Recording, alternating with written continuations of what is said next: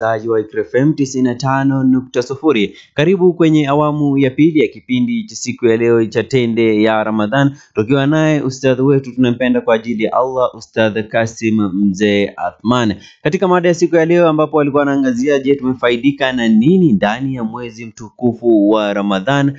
Basi tutakuwa tukiingia kwenye awamu ya pili ambapo anatuelezea masuala mengi ambayo yanafungamana na mwezi huu mtukufu wa Ramadhan, ambapo alitangulia kutushauri na kutuelekeza na kutupa moyo tuendelee kusoma Qur'an, ikiwa ni miongoni mwa faida ambazo zinafungamana na mwezi mtukufu wa Ramadhan. Kumbuka tu msikilizaji, kwa sasa kupitia 0727444454 au 0738648881 unaweza kuuliza swali lolote ambalo unaweza kuwa nalo ndani ya 95.0. Nambari hizo nimezifungua kwa sasa, kwa hivyo kumbuka nambari za simu ni 0727444454 au 0738648881. Na pia kama unatufuatilia kwenye mtandao wetu wa YouTube at Iqra FM 95.0, pia unaweza kuweka comment yako pale na Sheikh atakuwa akikujibu. Na moja kwa moja kwako Sheikh Kasim Mzee Athman.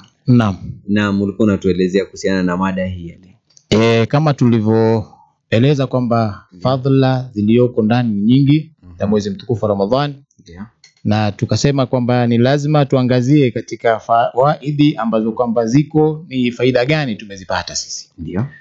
Miongoni mwa faida tukaambiwa ya kwamba ndani ya mwezi wa Ramadhani ni mwezi ambao ulioteremshiwa kitabu au ilioteremshwa ndani ya mwezi huu kitabu kitukufu cha Qur'an. Ndio.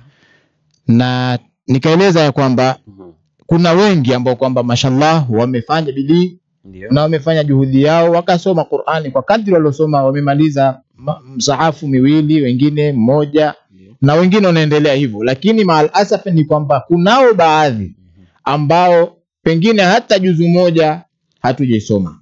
Sasa ningependa katika hili kusisitiza na kuhamasisha zaidi, tusiwe ni wenye kuachilia free, bado tukalinazo siku ambazo kwamba tuko nazo inshallah. Kwa hizi siku ambazo kwamba ziko, tujifungeni masomo na tujikazeni, tufanyeni bidii japokuwa hata kama ni nusu ya msahafu inshallah tuweze kufaidika kwa hilo. Kweli kabisa.